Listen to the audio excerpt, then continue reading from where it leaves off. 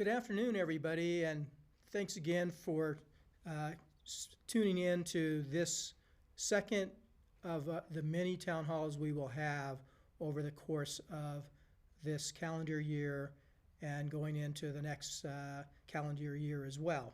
So I'd like to first begin by saying thank you to all of you. Thank you for your patience. Thank you for your commitment to the college. Thank you for serving our students. I know this has not been an easy road for any of us. This is not something that any of us were accustomed to, but we have persevered, we have adapted, and we're making it happen in service to our students. So thank you for that.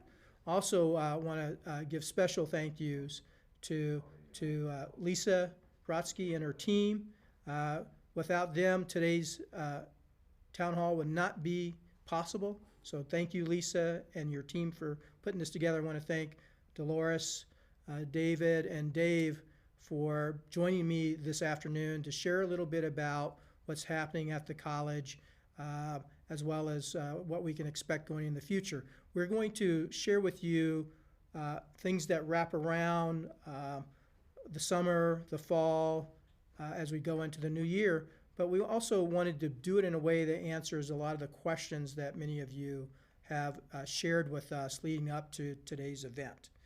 Also, I want to thank Bill Ward and his team for keeping the campus safe, keeping it beautiful, both inside and out.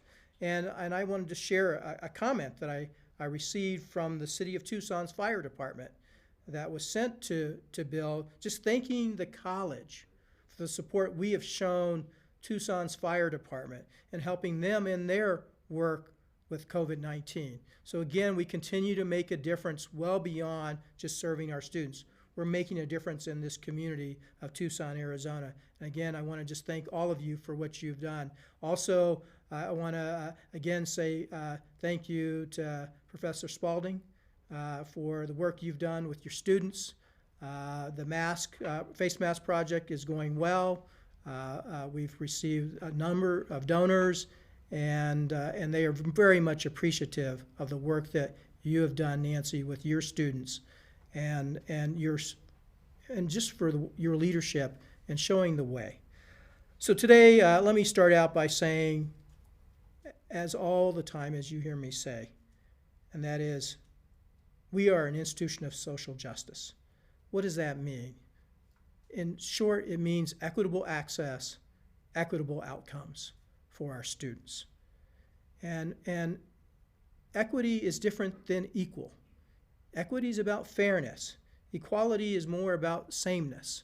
And there are nuances and variations between the two, but at the end of the day, we need to do as good of a job, if not better than what we've been doing, to ensure that access continues to be equitable, but more importantly, that our outcomes are equitable for all of our students.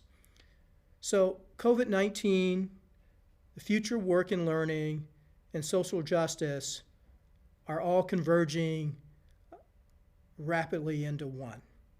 I don't think I have to tell you all that, because over the course of the last few months, we've seen more disruption than what it took an entire century to experience, from a pandemic to social unrest to displacement of high numbers of Americans, all happening in the space of a few months, not happening over the course of decades. So this is a huge challenge, not only for Pima Community College, but for our entire country.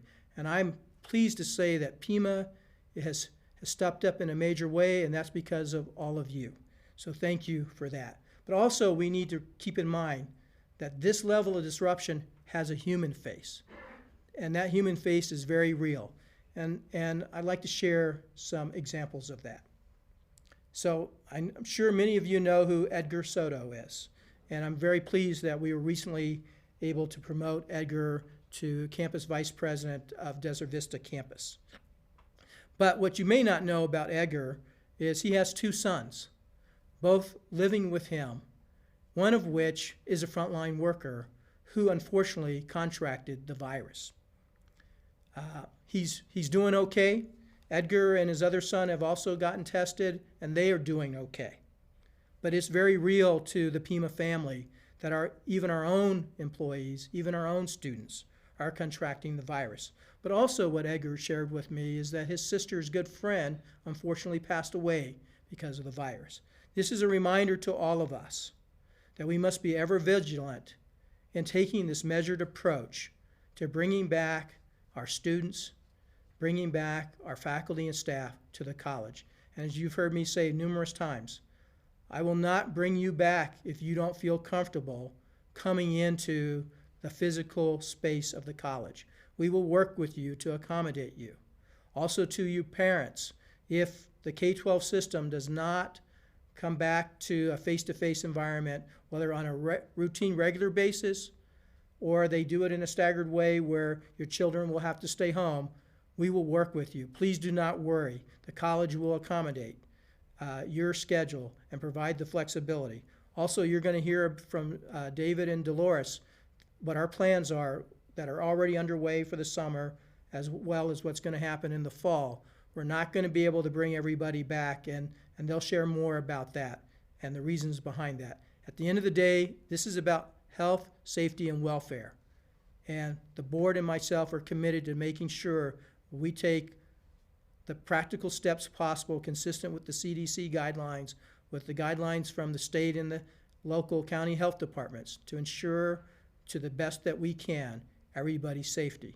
And we weigh that and balance that with recognizing that we have a mission to fulfill, and that is making sure that we get our students to fulfill their goals, their dreams, hopes, and aspirations. And we will continue to work to make that happen.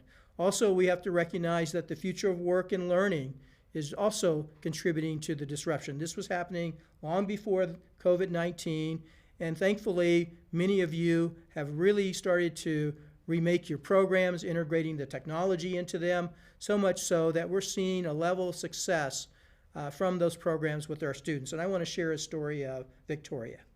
Victoria dropped out of high school, was homeless for a period of time, and then found her way into Pima's adult education program.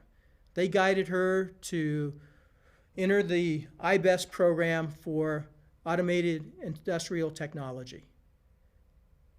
Victoria has successfully completed her GED. She has received numerous job offers, and one of which would have taken her to work abroad. She's turned all of that down because she wants to complete her AAS and AIT.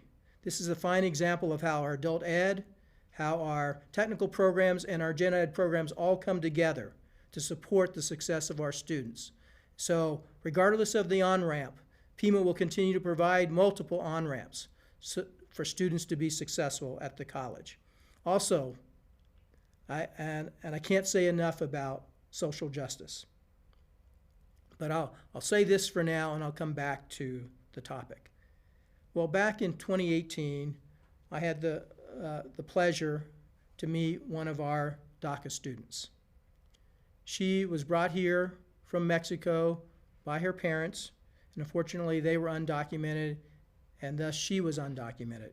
She went on to do quite well in our school system here in Tucson, so much so she graduated and wanted to pursue a college education.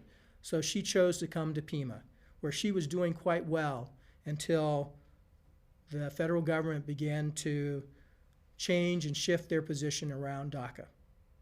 Unfortunately, she had to stop out. Well, I'm so pleased today to announce the decision of the United States Supreme Court to put the brakes on the federal government's plans. And this is a major decision for all of us, but it's also a major victory for social justice. And I will, like I said, come back to this very shortly when it's my time to share some more thoughts about the college. So with that, I'm going to turn it over to David Doré to share the work that's being done this summer to get us back to some semblance of doing things at the physical locations. David? Thank you, Lee. And good afternoon, everyone. For my portion of today's College Meeting, as the Chancellor said, I will be addressing our summer re-entry into our campuses as well as student barriers. First, I would like to thank everyone who has been involved in the summer re-entry planning and implementation process. This has been uncharted territory for all of us. I want you to know that your leadership team has approached this thoughtfully, collaboratively, and methodically. I would particularly like to acknowledge the collaborative work of Bill Ward, our Vice Chancellor of Facilities, and the entire facilities team, our Provost, Dr. Duran Serta, and the Academic Affairs team, including Dr. LaMotta Mitchell, our academic deans and program faculty and staff, and our campus vice presidents and their teams who have been leading the implementation at their respective campuses. The first and foremost priority of the Chancellor and the entire leadership team has been the health and safety of our employees and students. Our teams met daily for limited re-entry program planning that was suspended in the spring. So I want to share our process for re-entry for two reasons. To make sure you know that we prioritize your health and safety, and because many of you work in other areas of the college and may not be familiar with what has been put in place. These processes will continue to be important for everyone to be familiar with as we move closer to the fall. Now, for each program that started this summer, facilities work closely with the campus vice presidents and academic deans to determine and approve classroom layouts based on social distance guidelines. Formal re-entry for these programs began on June 8th and now includes offerings at Downtown, West, East, Desert Vista, 29th Street, the Aviation Technology Center, and M&S. We are also examining the possibility of offering some limited in-person academic support later this summer, such as testing services. Now, for those of you who have visited a campus or site to pick up materials or supplies, you are familiar with the protocols for entering the campus. Obtain supervisor, executive administrator, and college police approval for a date and time. Park in a designated parking lot. Check in, get your temperature taken, wear the corrective personal protective equipment, and then check out when finished. Now, this is similar to the process at each of the campuses for re-entry. Campus vice presidents, deans, faculty and staff, and facilities work together following Center for Disease Control, local and state guidelines to identify designated parking lots, entrances and exits for students, the buildings and rooms being utilized, the exact numbers of students, faculty, and staff in a room at a given time, and the steps for re-entry to class as displayed on this slide. The facilities team has been very helpful in providing training, classroom layouts, and sufficient amounts of personal protective equipment for employees and students. I really want everyone to understand that following these protocols is both essential for our health and for moving forward with re-entry. The Chancellor walked through several programs before reopening, and I have been walking through every single area before we reopen. If we know that anyone is not following the procedures in place, then that will give us reason to suspend our face-to-face offerings. So far, we have been very pleased with everyone's responsiveness and teamwork in ensuring safety on the campuses. All employees I have visited with at the campuses are taking this very seriously, and I urge everyone to continue to do so. It's important that we remain vigilant. Arizona is now a national hotspot for the number of new COVID-19 cases, with record numbers of new daily cases reported throughout the week.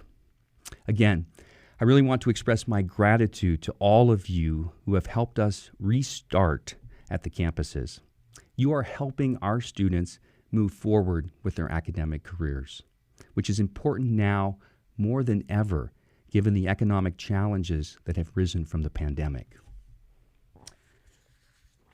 Now I would next like to address the issue of barriers for our students and highlight some of the things we have done and are planning to do to address these barriers.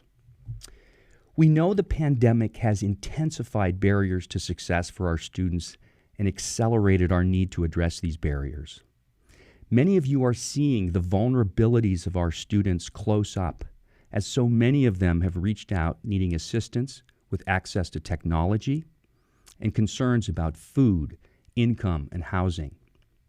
Many of our students have lost their jobs, and our experience at Pima aligns with what is going on nationally. A study released this week by the Hope Center for College, Community, and Justice found that 3 out of 5 students faced basic needs insecurity, and 1/3 lost a job because of the pandemic. And I'm grateful that Pima acted swiftly to help our students in need.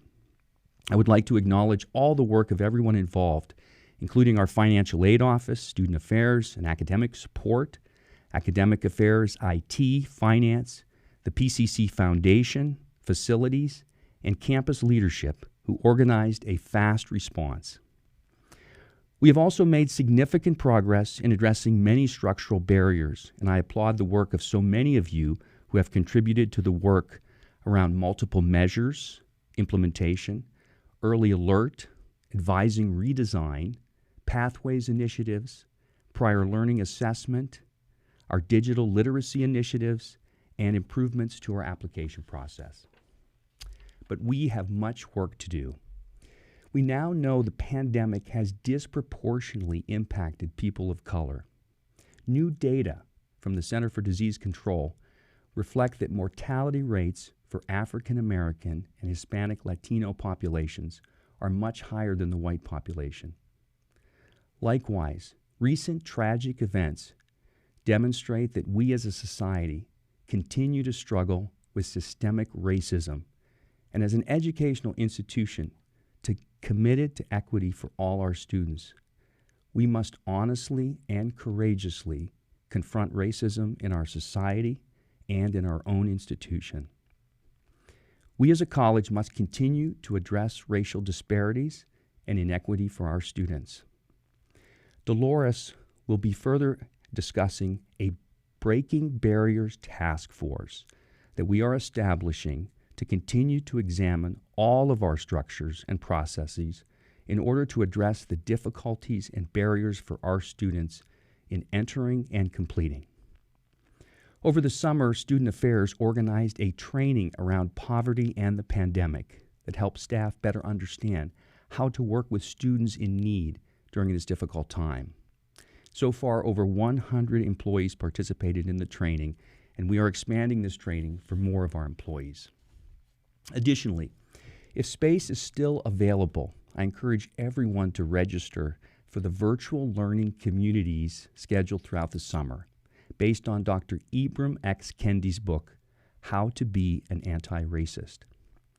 Dr. Kendi challenges us to a paradigm of action in response to racism and affirms that the only way to undo racism is to consistently identify and describe it. And this is the essence of anti-racism, the action that must follow both emotional and intellectual awareness of racism. And Student Affairs will be organizing a student forum to gather input into creating a more welcoming and inclusive college for African American students at Pima. It is in partnership with our students that we can best determine how to dismantle the barriers to their success. We still have much work to do to ensure success for all of our students, and it will require all of us together engaging with our students to better understand how we can best serve them on their own journeys to success. And I'd like to end with a quote from Martin Luther King Jr. "The time is always right to do what is right." Thank you. Thank you, Dr. Duray, for your comments, and thank you, Chancellor Lambert, for yours. Good afternoon. Buenas tardes. Well, we've made it. It's been a really hard past 4 months. We've seen unemployment greater than before, probably approximating the Great Depression. We've been going through a global pandemic. We've witnessed the slaying of Mr. George Floyd and the country's civil unrest as a result. We are all coping with pain, grief, loss, and despair. But this week, we had 2 victories for humanity. The Supreme Court's ruling of Title VII, LGBTQ community, and also DACA. This is what we needed, some great news for our community, for our country. As the Chancellor was talking about students, a student that he met, a DACA student, I reflect on my students when I was a faculty member who were applying for DACA. And I remember writing letters of moral character for them. So it gives me such a relief. I'm able to exhale and breathe now for these students. It's incredible. They have been our DACA students who have graduated and have gone on to work. They have been instrumental during these COVID-19 times. They're physicians, they're nurses, pharmacists, home health care workers, technicians, teachers, police officers, soldiers. So I'm very happy with today's announcement. Before I go on, I'd like to thank everyone who's participated in getting our summer back into swing and also the fall schedule. Throughout these 4 months, we have been meeting daily and talking and figuring out what needs to be done for our students and for our employees. I'd like to thank the board for its support. I'd also like to thank our Chancellor for his vision and steadfast leadership.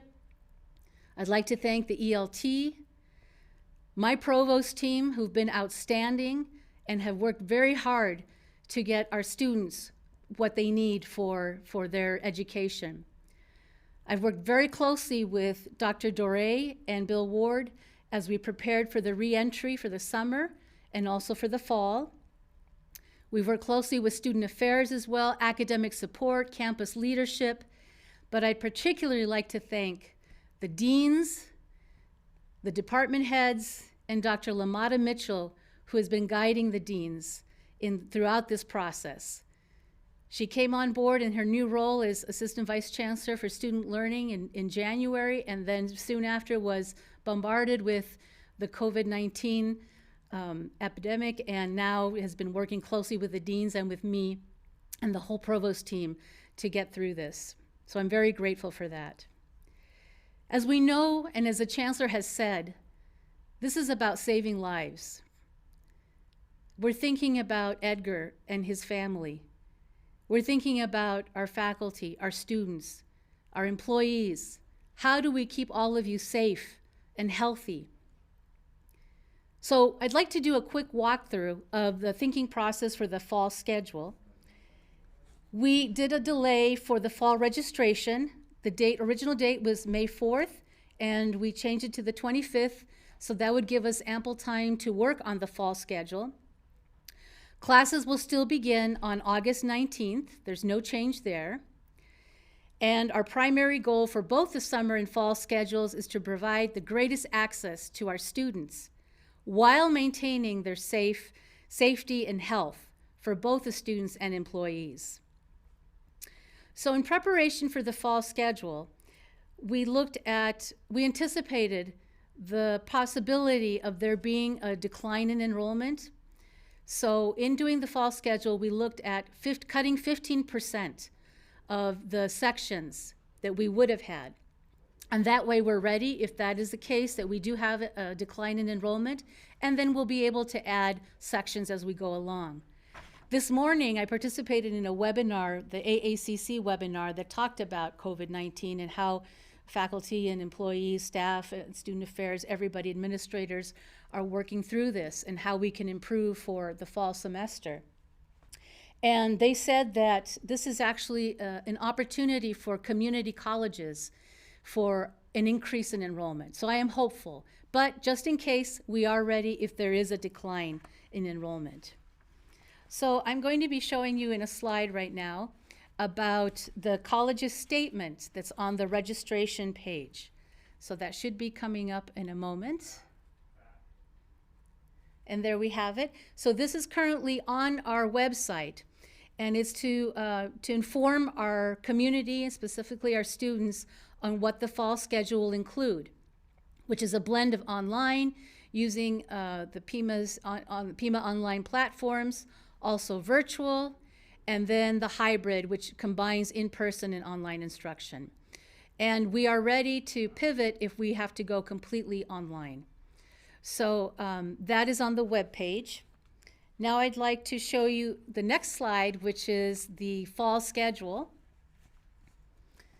So we understand that some students may prefer to be face-to-face in the classroom with their faculty, and I know faculty miss interacting and engaging with students. I miss going to the campuses and talking to students and our faculty and our staff.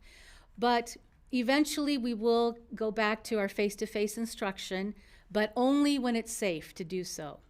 So right now, this is what we have for the fall schedule. As you can see, we have 832 hybrid classes, so that's the combination of face-to-face and also for online instruction.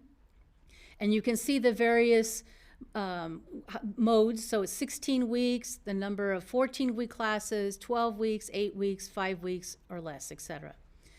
The number of virtual courses, also again, how many for the 16 weeks, etc. And then also for online classes.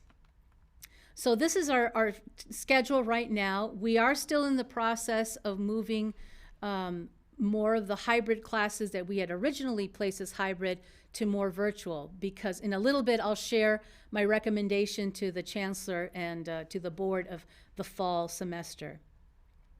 So if we go to the next slide, we can see these numbers, campus employee and student totals. So I wanted to ask myself questions, and others too, that we need to reflect upon. What is the number of students and employees on any campus on any given day? So you can see the various campuses, the gross square feet, the number of students, employees, and the total. And then if we were to bring back 50%, and if we were to bring back 25%. So keep the following questions in mind. Do we have enough PPE for students for every day of the fall semester?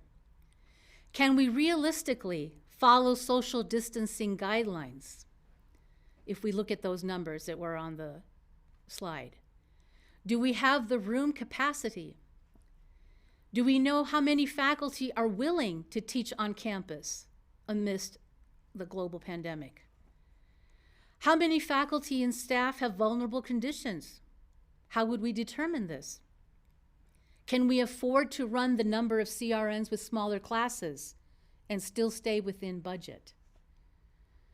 So keeping all of that in mind and looking at those numbers that we just showed you, after a lot of thought and conversations and benchmarking other Arizona community colleges, and I even speaking with an EAB director who says that many are going in this, many institutions, both universities and colleges, are going through the virtual mode.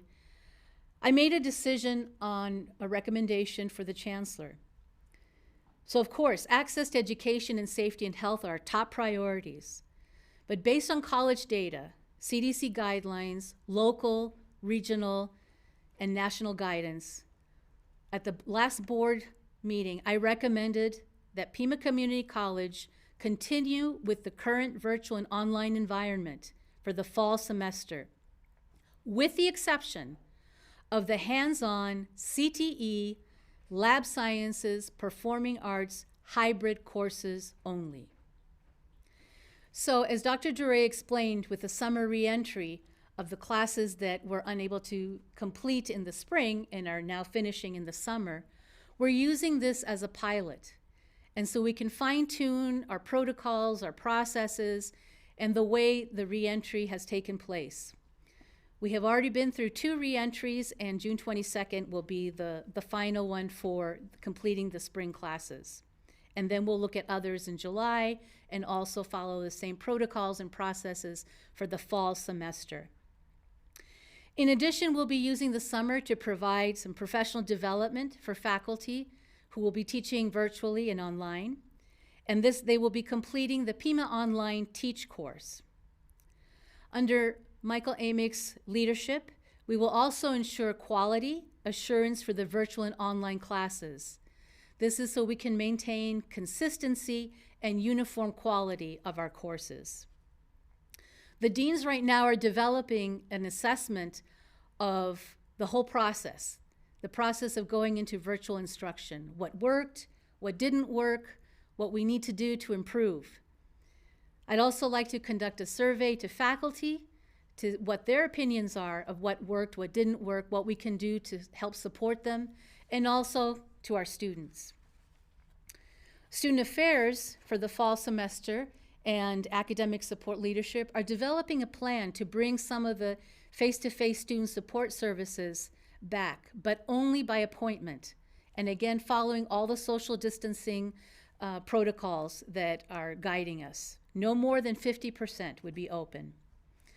Also, some of you have asked, well, what about the faculty resource centers? What's going to happen with them? Well, right now they're virtual and their services will continue through the summer and the fall in this mode. However, they are still answering the usual resource questions such as dates and deadlines, how to fill out a timesheet, etc. But they are also working with the deans to determine a specific need to be on campus. And if they need to access technology, perhaps the copy equipment, and in-person support at each of the campus locations. So more information will be coming regarding that. Also, we're concerned about our vulnerable employee accommodations. So HR and ESC are developing a system to allow faculty and staff to initiate and to self-identify any medical conditions so we can facilitate accommodations.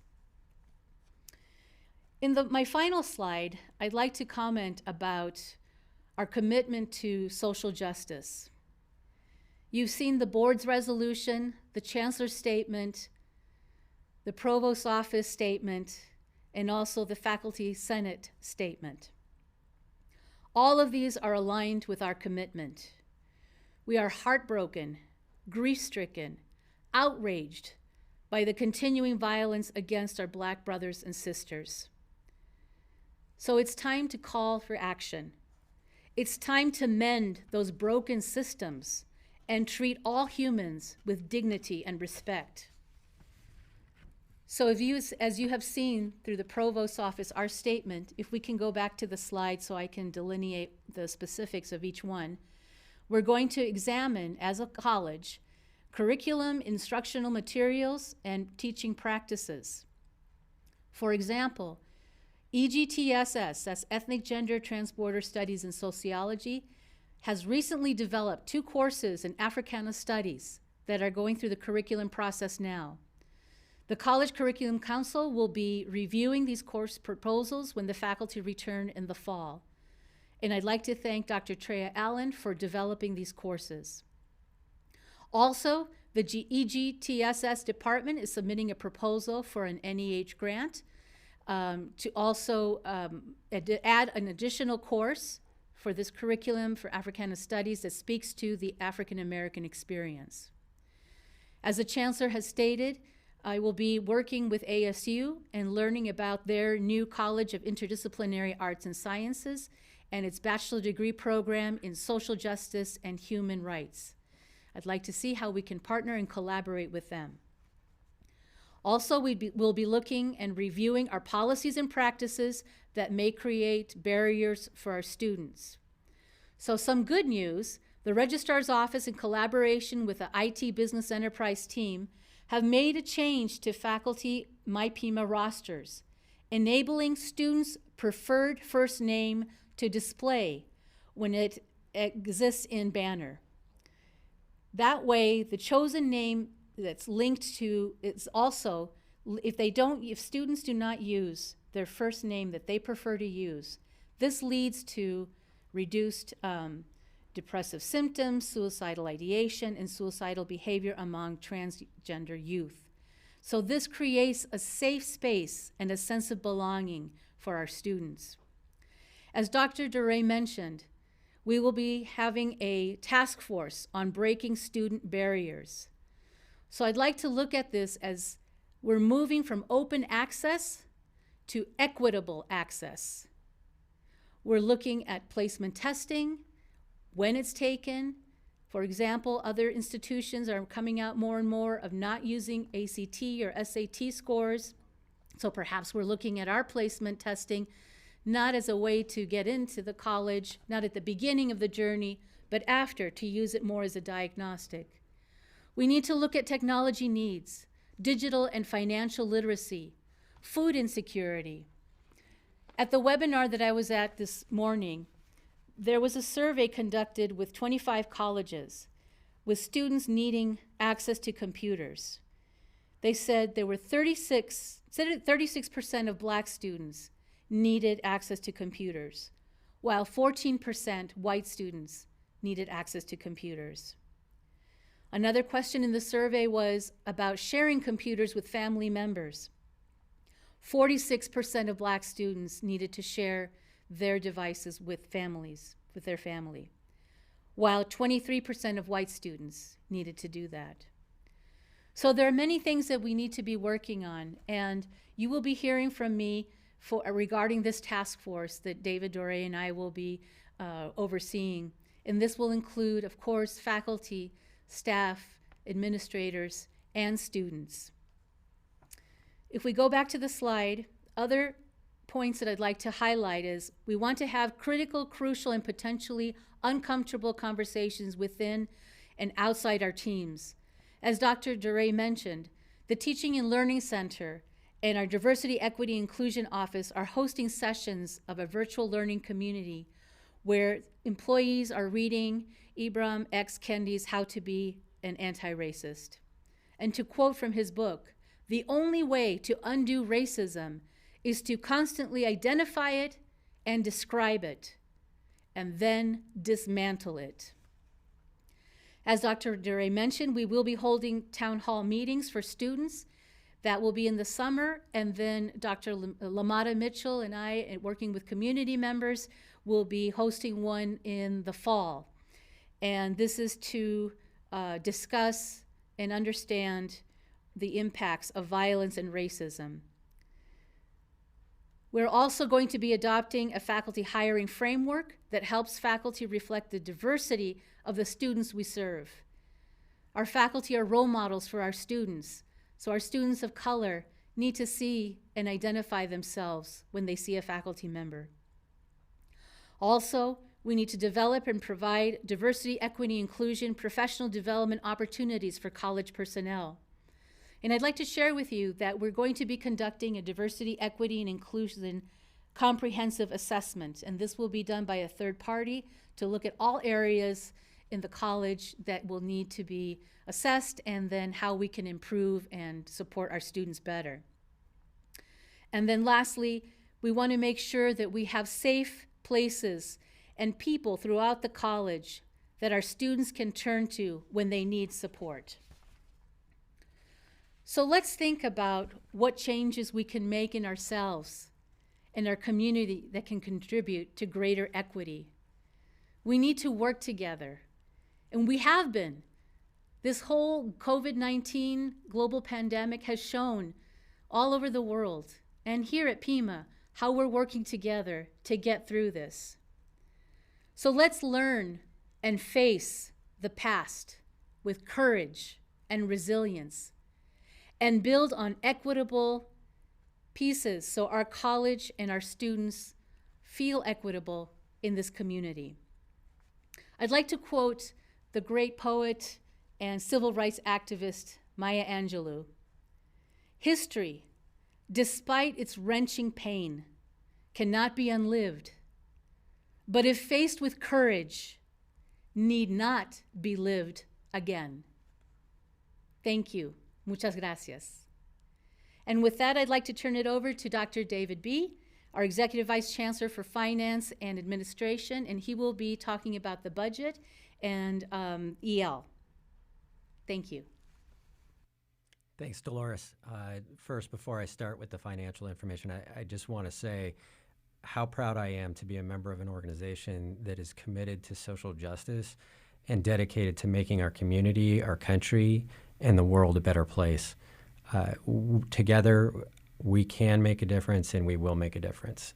So with that, I'll shift over to some of the more mundane financial matters, but matters that I think we all have some interest in. And first, we'll start with an update on the budget. Early this month, on the 3rd, the board adopted the budget for fiscal year 21. As we've discussed with the community, there were some slight adjustments later in the budget process to account for some of the known impacts from COVID-19 and the pandemic. First of all, we expected that some of the tuition revenue would go down, particularly for international students. Auxiliary services revenue would go down. Sales tax revenues have also gone down. So we made some adjustments for those declines. More importantly, we proposed and adopted a budget that did not include a tax levy increase to reflect our awareness of the economic circumstances and challenges facing individuals and the businesses in our community. That saved taxpayers about $2 million versus what we had planned on originally with our budget. In terms of the expenses, the budget does include lifts to the salary scales of 1%. Those will take effect as of the beginning of the fiscal year. So that is good news for all of us. It also includes, starting in the fall semester, an increase to the adjunct faculty load rate of 1.5%. Keep in mind that the budget is a capacity document. It sets formally what the maximum amounts we can spend are in each of the categories. And we built the budget primarily based on a flat enrollment scenario. We also have reserves in there that should enrollment increase, that will have reserves that the tuition dollars will provide additional revenues, and we have the expenditure capacity to add sections to satisfy the needs of those students should they come in. On the downside, the budget doesn't constrain us from, and it sets the maximum amounts that can be spent. The college can always underspend the budget, and we had long conversations with the board and some of the scenarios related to how the college would adapt to if there are enrollment declines of significant amounts come fall. As I mentioned previously, the budget is a flexible document, and we have the relative luxury that we can go into the fall, see what enrollment looks like, and then adapt to that. We have some ideas that we talked with the board about for how we would reduce the budget should there be significant declines in fall. The classroom funding model creates a situation where if there are fewer enrollments, there will be fewer sections offered, and there will be some savings in adjunct faculty costs there. And then on top of that, we're looking to hold positions as many as possible, hold them vacant as we go into the fall, and then looking at that as a way to save additional money, that we would look at those vacant positions first. So we're looking to keep things as stable as possible. The budget is very flexible and doesn't have significant reductions built into it, and we have some ideas for how we're going to proceed. Dolores mentioned that I would also talk about EL. I think most people know EL means expenditure limitation here, since we've been talking about it for years, and there's some exciting news. First, to reinforce the notion that the COVID pandemic has had an adverse impact on expenditure limitation.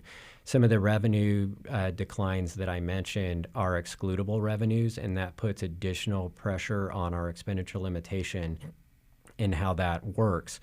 And so the first thing that we're working on is working with the state to have temporary relief through statutory action that would enable us to spend over our expenditure limitation in fiscal year 21. We're working with the other community colleges on that initiative, and that's again to create an immediate relief for the expenditure limitation pressure. The second thing that we're working on, and the board had a special meeting last week and formally adopted a resolution to take to our voters an expenditure limit, a base limit adjustment initiative to the voters in November. So we actually are going to be a measure on the ballot that we will take that to the voters, and it will be a permanent increase to our base, which will essentially get us into a position where expenditure limitation won't be the constraint that it has been in the last number of years and what we're anticipating going forward. The argument for that, and we can put the slide up, is fairly simple. What we're asking the voters to approve is a base level limit. So recall, for those who either haven't remembered this in a while or haven't thought about this in a while, or those who have not heard a bit about this, expenditure limitation takes the expenditures that the college had in 1979, 1980 and puts a constraint on them for growth in enrollment, and then there's an inflation factor. And the college has been hamstringed by that law ever since it was enacted, because as this chart shows, this is what our base limit level is per student, per full-time student equivalent, per FTSE. As you can see, our level is far and away the lowest in the state. And what we're looking to do is go to the voters and say, actually, all we need is to get the amount that's the average of the community college districts. If we get that approved by the voters, it will reset our limit dramatically upward, and we'll have the flexibility to provide the education and operational support we need for the community.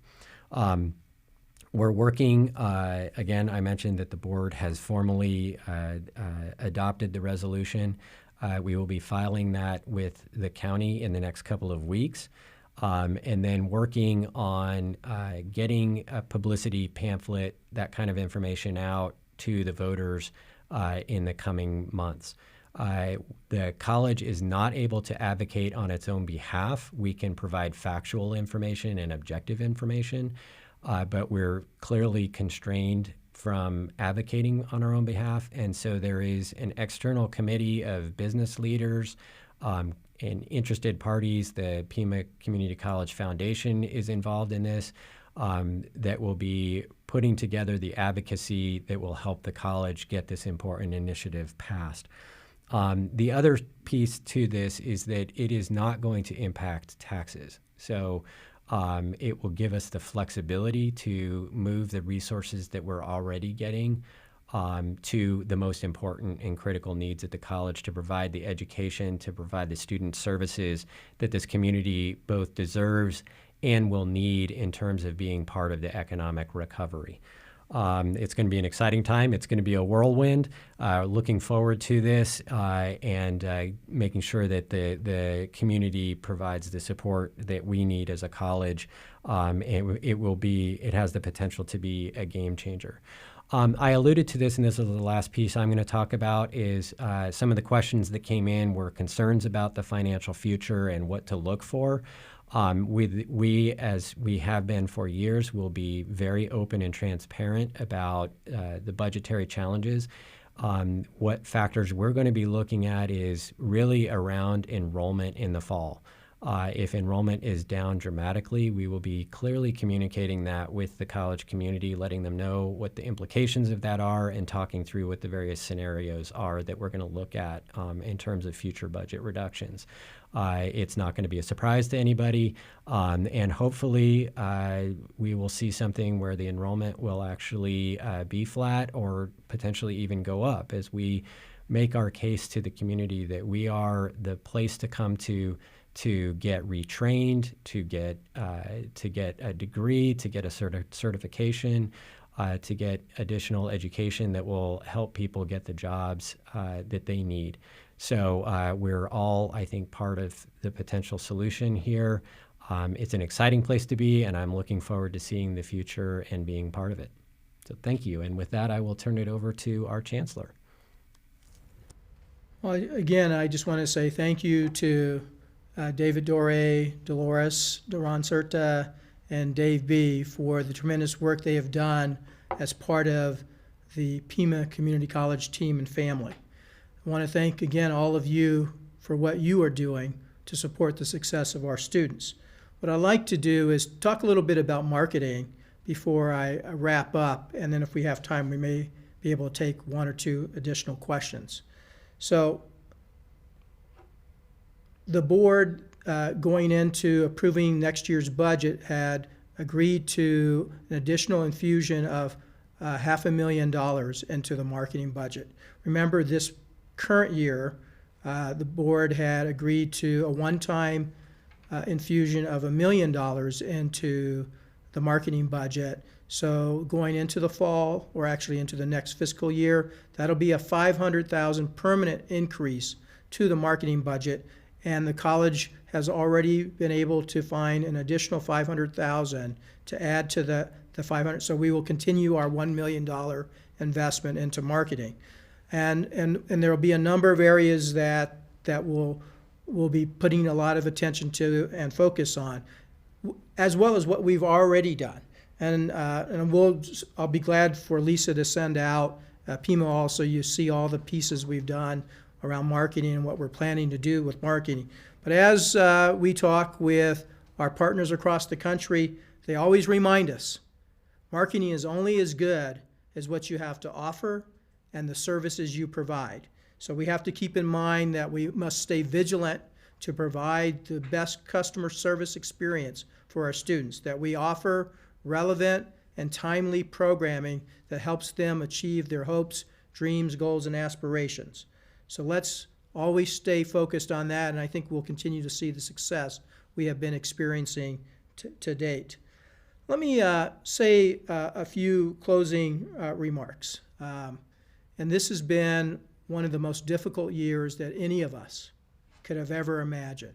As I noted earlier, we have these three major forces all coming together at a single point in time in our history of our country.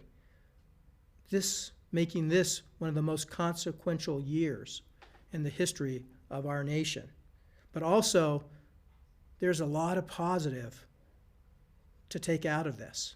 I think the pandemic has showed us that we can all come together, that we can overcome some of the challenges we thought we faced in terms of digital literacy. We've shown that quickly we can all move into this digital environment and be able to offer instruction in a virtual or online space. We did that.